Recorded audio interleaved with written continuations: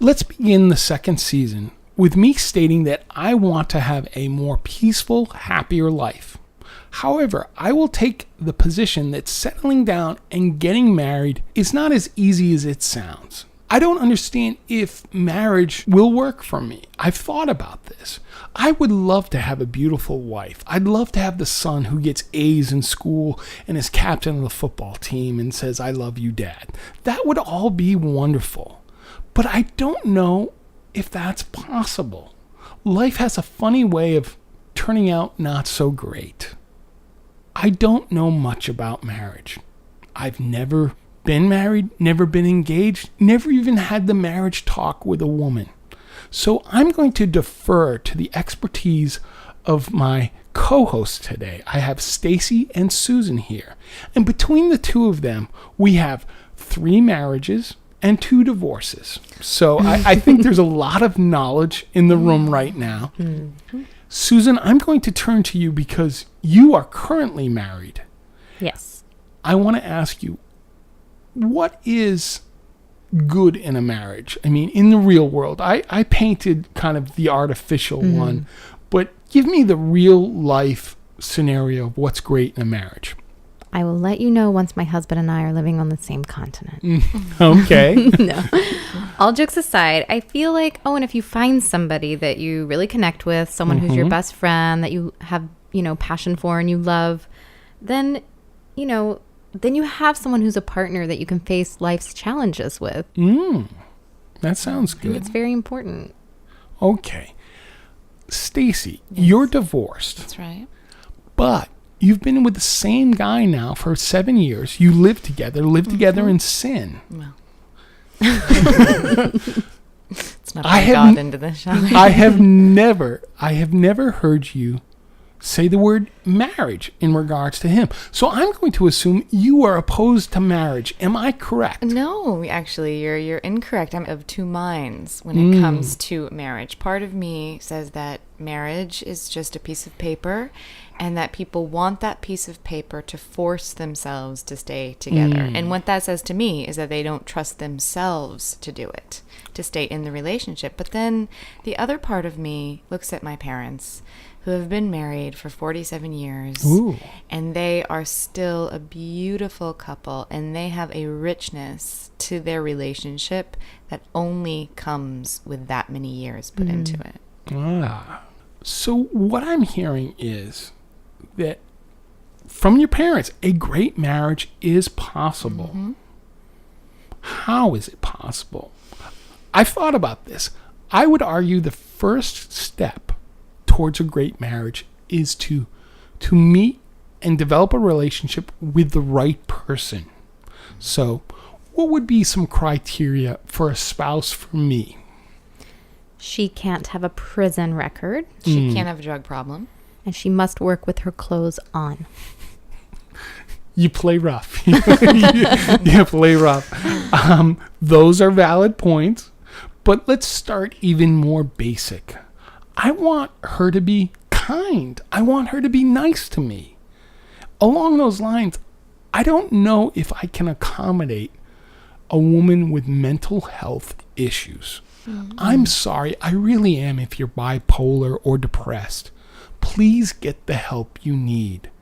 I've done a relationship where I had to take a trip to the ER after the girlfriend did the suicide attempt.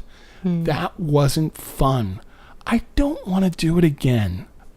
Am I a bad person for saying this, that I don't think I can deal with a wife with severe mental problems? No, Owen, I think you're right on the money. I've been in those relationships. Ooh. They are not pleasant.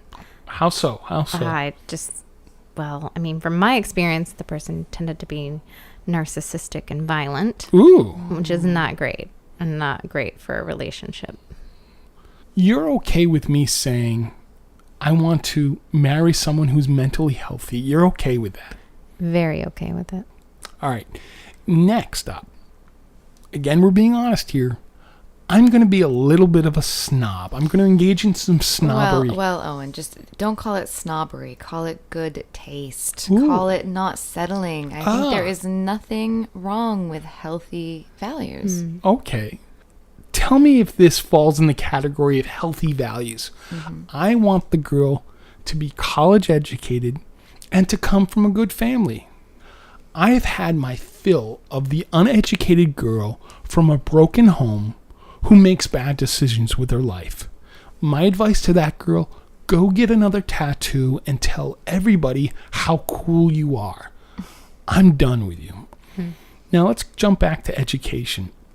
Education is important to me. I want it to be important to my wife.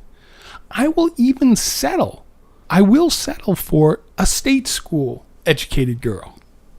So let me get this straight, Owen. You're willing to run the gamut from Ivy League to community college. How noble of you. I didn't say community college. I said state school, okay? Cross that one off the list. Exactly. As far as family goes, I always say that when you date the girl, you date the girl. When you marry the girl, you marry the family. A few years ago, I had the misfortune of having Christmas dinner with an interesting group. Dinner was served on a paper plate, and half the men had ponytails. There was a lot of discussion of NASCAR, too. Okay, Owen. Now you really are actually being a snob. So I'm okay with that. All right? Because if a daily shower and basic grammar are concepts that are lost on you, we're not going to be compatible. It's not going to work out. Here's my last point, and scold me if you want to. I want to be attracted to my wife. Does that make me shallow? No, it makes you a man. I mean, women need to be attracted as well, but it's more than just a physical thing. For men, it's physical. They initially need to be wowed by a woman. yeah, this is something that makes me so very, very angry inside. Oh, gosh. But I realize you can't fight nature, and that's just the truth. It's true. All right, so what I'm hearing right now is you guys are okay with me having a young, pretty wife. Well, we didn't say No, young. we didn't say young. When did we say young? I'm saying young. Of course. And it'll be fun. It'll be fun. This begs a question, though. I'm saying I want all these wonderful things, but do I deserve that? Am I a terrible person who should be with someone who's terrible? I mean, Susan, haven't you taken that position? No, Owen, I think you're a good person. I just think you have a bad lifestyle. It's slightly terrifying. Oh, Susan, things have been exaggerated. I'm a lonely guy. I stay home on Saturday night watching Star Trek. There may have been a few indiscretions through the years, but that's all behind me. I'm going to change. I think I've already changed. So you think you've actually changed? That's not that you're ready to change all of these healthy decisions you've already done. Change is a day-by-day process, and I'm ready. So I'm going to improve, and I'm going to look for guidance from the both of you. You will be my life coaches. Are you guys comfortable with giving me that advice and counsel? I'm really busy these days. Me too, huh? Well, How much does it pay? At the very least, let's come back and do a second half of the show where we cover how I can be a better person. Oh, I like that one. And be yeah. a good spouse. So that's what Cool. we're going to Alright. cover when we come back. All right? Sounds Be good. right Fair. back.